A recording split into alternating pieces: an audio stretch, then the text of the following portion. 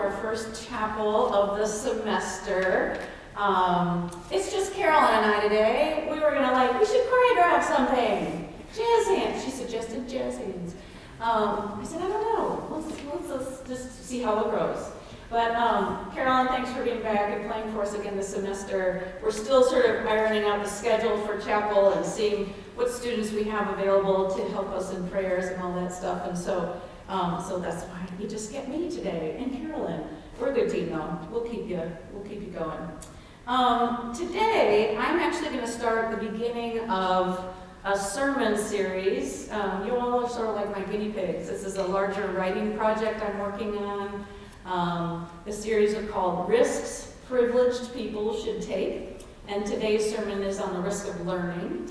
So that's what we're hitting today. The next in this series will happen sometime in February, either February 10th or February 24th. Still working out the schedule, and if I can pull it off by February 10th. But that's where I'm headed today, and so I thank you for coming and letting me try out some stuff on you today. Also, you see in the back of your bulletin, we're meeting at the Presbyterian House, students every Sunday again for dinner and devotion. Next Monday in chapel, Jessica Hawkinson will be up here giving the message.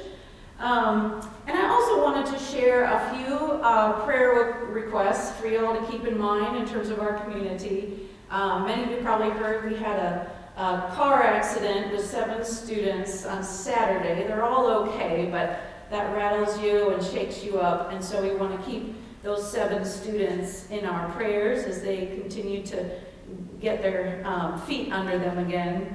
And I also want to lift up the friends and family of our former president, Bruce Haywood. Bruce passed away on January 7th. He was 94 years young. He was an amazing person. He and his wife, Mary, were often back here at the college for alumni events, and they're just wonderful people to talk to and be with. And Bruce just lived a long and worthy life. He was a wonderful servant to this college. And so I want to just lift him up and honor him and ask that you to continue to keep Bruce's family and his wife, Mary, especially in your prayers. But now let's open our hearts and minds to the presence of God and worship today. And if you're able, I invite you to stand and join me in the call to worship.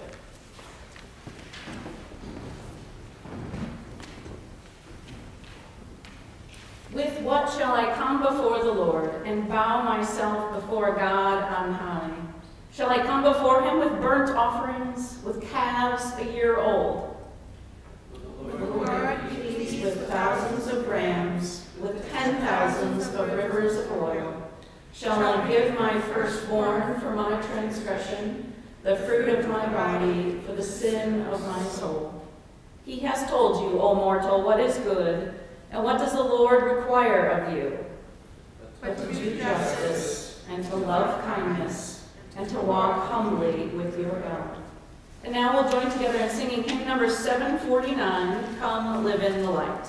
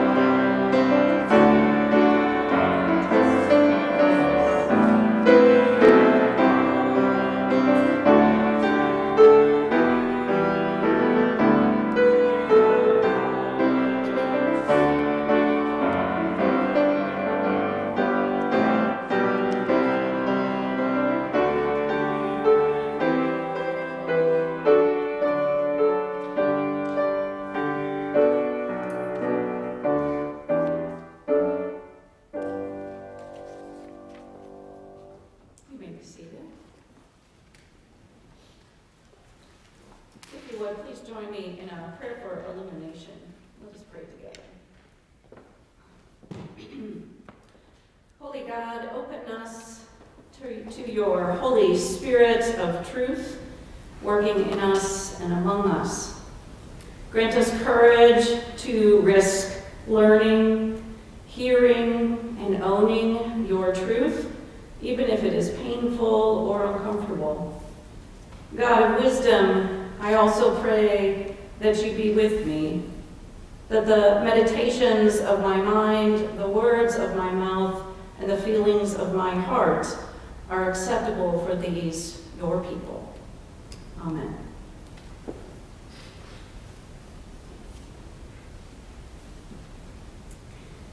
The waitress did not ask me what I wanted, writes James Baldwin, but repeated as though she had learned it somewhere, "We don't serve Negroes here." She did not say it with a blunt, derisive hostility to which I had grown so accustomed, but rather with a note of apology in her voice and fear. This made me colder and more murderous than ever. Somehow, with the repetition of that phrase, which was already ringing in my head like 1,000 bells of a nightmare, I realized she would never come any closer, and that I would have to strike from a distance. There was nothing on the table but an ordinary water mug half full of water, and I picked this up and hurled it with all my strength at her. Baldwin's violent rage here upended me as I first read these words in his book, Notes of a Native Son. At first, I did not want to understand, because to understand the rage made it acceptable. And it was too frightening to be acceptable, too violent for any justification. I fought with myself, tempted to close the book on James Baldwin. How easy it would be to dismiss him as just another dangerous black man. I couldn't close the book, though, because I found myself in Baldwin's story. The white waitress in Baldwin's story was not me, but she could have been. She followed the norms and rules set by white society. She did as her employers had told her to do. She was sorry for what she knew was wrong, but not sorry enough to change or rebel or even push against the racist status quo. The dark stranger seated at her table in the restaurant was frightening, but she was more afraid of what she risked losing as a good white woman. Her job, her reputation, her position of privilege, than she was of the raging black man. She felt powerless, even though she wasn't. She had a voice, but she used it only to perpetuate her own domination. She had a body, but no muscle of hers moved to cross the line of segregation or privilege.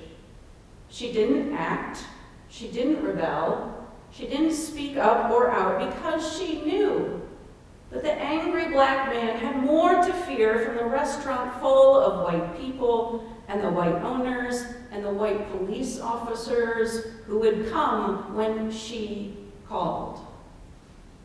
She was safe to do nothing. So even though she empathized with the black man's plight, all she offered Baldwin was a note, a tone of apology, as she rejected him like everyone else. Now later, James Baldwin came to terms with his anger, noting the destructive nature of hatred, which he said never fails to destroy the man who hates. But he also wrote that there is not an African American alive who does not this rage in their blood. And although they are more restrained, I recall hearing this rage simmering in the voices of my students of color, who are frustrated and tired, angry and resentful that here in 2020, white privileged people still fail to understand. So this encounter with James Baldwin came for me after Dr. Eddie Glaude Jr., the professor of religion and African American studies at Princeton University, visited Monmouth College to speak about his book, Democracy in Black. After Dr. Glaude concluded his lecture in the Morgan Room of Polling Hall, he paused to take a question from a white female professor. I cringed when the question turned into a speech, the point of which seemed to be to inform everyone what a good enlightened liberal she was. The speech was also included a message for our students of color to share their experiences so others could learn from them. I tell my students to teach me, to help me learn, this professor concluded passionately, as if everyone should give her a round of applause. So yeah, I was annoyed by this woman's speechifying, but I actually didn't see her message as problematic. In fact, I had done the same thing.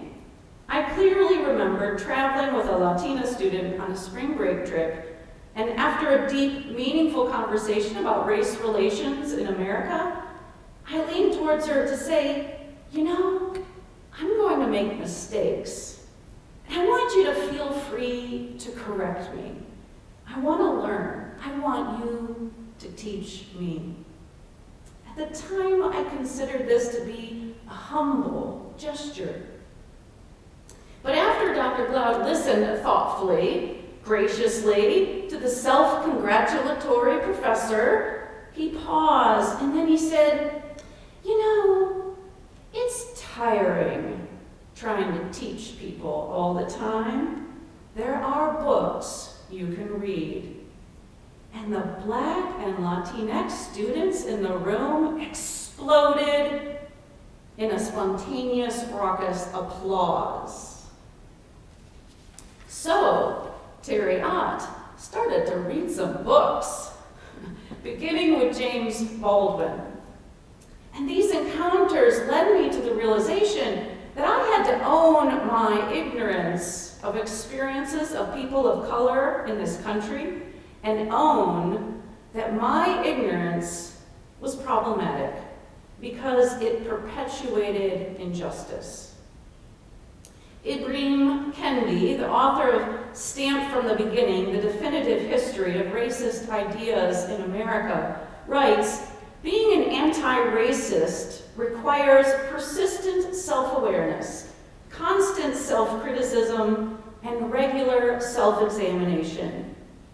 White people like me have a lot to learn, but we also have a lot to unlearn because we develop racial habits from childhood that value white lives over Black and brown. My racial habits, I've come to recognize and confess, include clutching my purse when a Black man walks by, avoiding parts of the city because they are populated by Black and brown people, and even avoiding relationships with people who are not like me.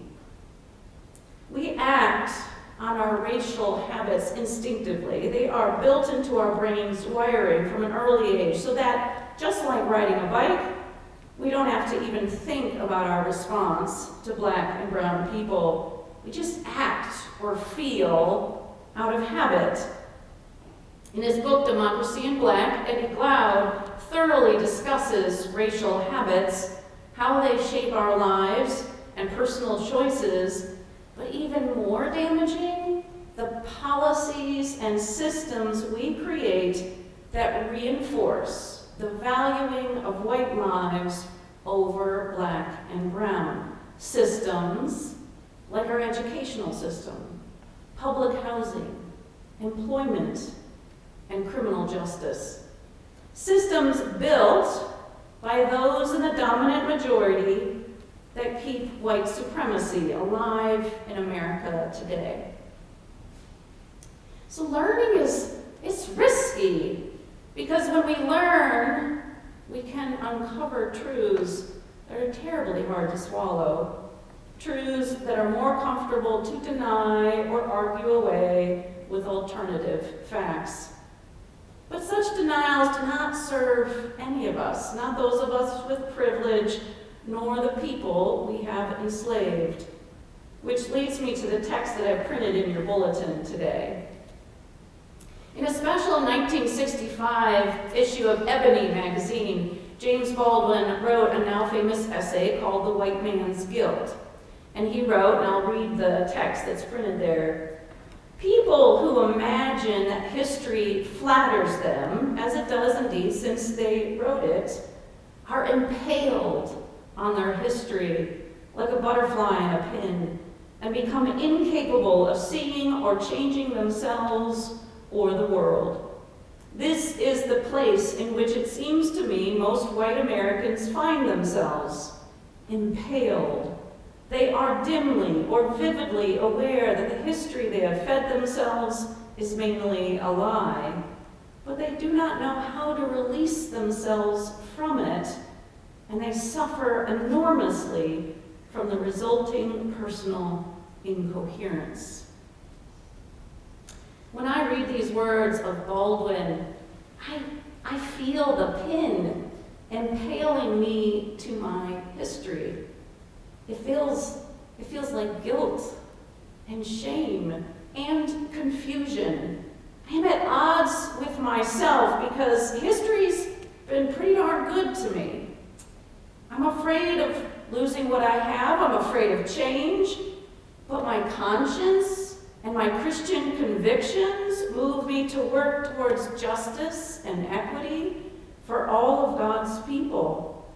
So, like my brothers and sisters from marginalized groups, I find that I too, as a person of privilege, am in need of liberation. My freedom is bound up in your freedom.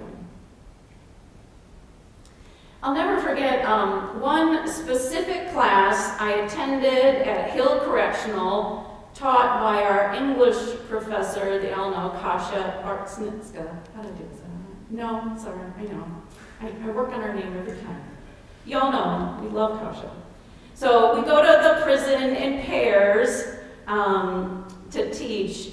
So most times I just go to learn like all the other students while the faculty do the hard work of teaching. And then for this class, it was summer. We were seated in a large circle of school desks in a room with no air conditioning, large blowing fans, and a greenhouse attached to it. Yeah, they're a little short on space over there. Which meant that it was loud and hot and gnatty. There's these little gnats that were jumping on the desks and dive-bombing our ears. But we were there to learn about Plato's Symposium. And so for 2 hours, we leaned forward in our desks, craned our necks beyond the sound of the fans, swatted away gnats. But we were so deep into our discussion that no one seemed to notice all those distractions. The time went by so fast. For 2 hours, we couldn't get enough of Plato. And afterwards, as is often the case when we volunteer at the prison, we received a number of notes from the men thanking us for coming to be with them and to teach. And one man wrote to us to say, "Thank you." And then he added, "For those 2 hours, I felt like a free man." My friends, learning is risky.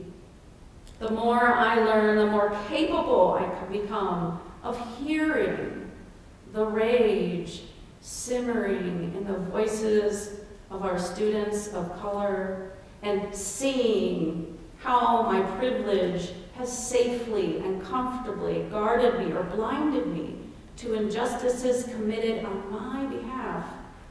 The more I learn, the more I feel the suffering that inequitable systems produce and feel the shame of being a part of the problem.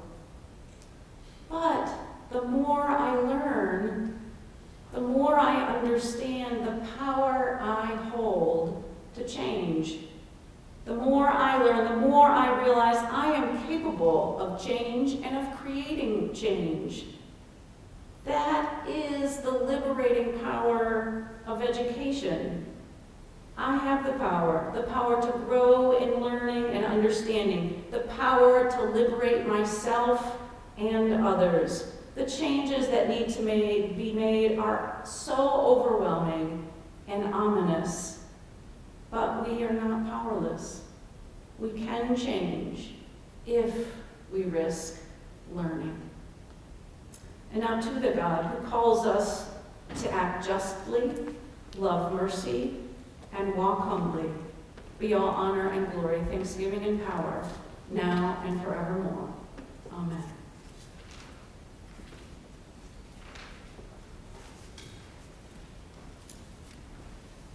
I chose a short, prayerful hymn. It's a simple Taizé style hymn that I'm going to invite you to sing, number 554. You can stay seated and we'll just sing this short hymn through 3 times.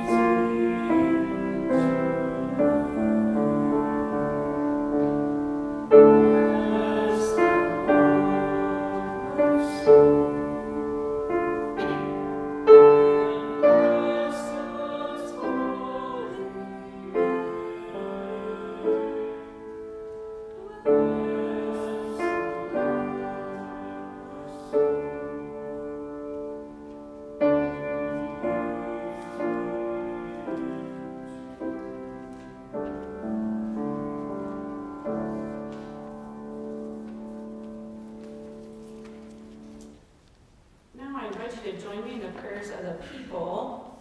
This prayer includes a response. So when you hear me say, Lord, in your mercy, I ask you to please respond, hear our prayer. Let us pray together. Living God, you unsettle us because you made all living beings in your image. Free us from insensitivity to our neighbor. Lord, in your mercy, hear our prayer. Lord, we are horrified at watching some sing songs of joy while millions cry out in pain. Free us from insensitivity to the suffering of others. Lord, in your mercy, hear our prayer. Just God, Wake us from our comforts while others suffer and die in an unjust economic system that rules the world. Help us see your world through the eyes of Jesus Christ. Lord, in your mercy, hear our prayer. Creator God, our economic system plunders Earth's treasures, destroys species daily, and threatens the ecosystem of those creatures who depend on it for survival. Liberate your earth. Lord, in your mercy, hear our prayer. Only in the light of your presence, O God, and thanks to your promises of life abundant, are we willing to look and learn about what we have done. Forgive us and unite us in a way that leads to justice and truth. Lord, in your mercy, hear our prayer. And hear us now as we pray together the prayer Jesus taught us by saying together, Our Father, who art in heaven, hallowed be thy name. Thy kingdom come, thy will be done, on earth as it is in heaven. Give us this day our daily bread, and forgive us our debts, as we forgive our debtors. And lead us not into temptation, but deliver us from evil. For thine is the kingdom, and the power, and the glory forever. Amen.